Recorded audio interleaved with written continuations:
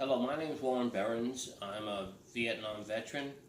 I was one of the last ones that were part of the draft that we had going on in the United States that stopped in 1972. Uh, Instead of waiting to be called into active service, I was recruited into the Army Special Forces, which I went into. I went to airborne school. I went to Fort Bragg, North Carolina. From there, I went to Da Nang, Vietnam.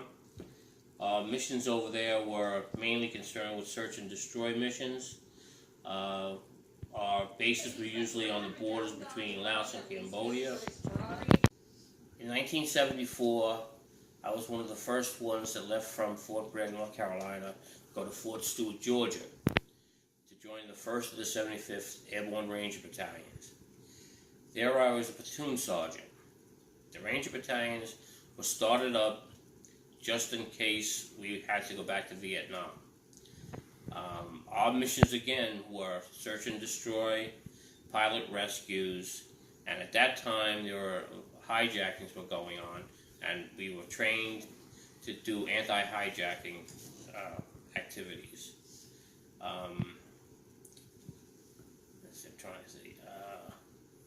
In 1975, and early around February 75, it became clear that North Vietnam was going to invade South Vietnam again.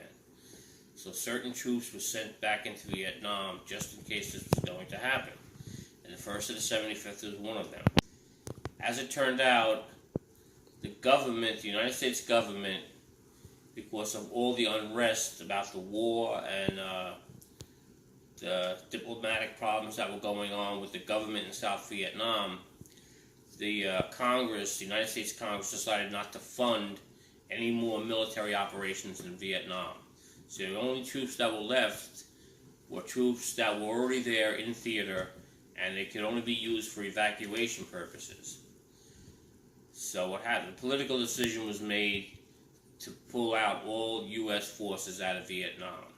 So the reality is the military did not lose the Vietnam War. The reality was that it was a political decision made because of the unrest that was going on back home.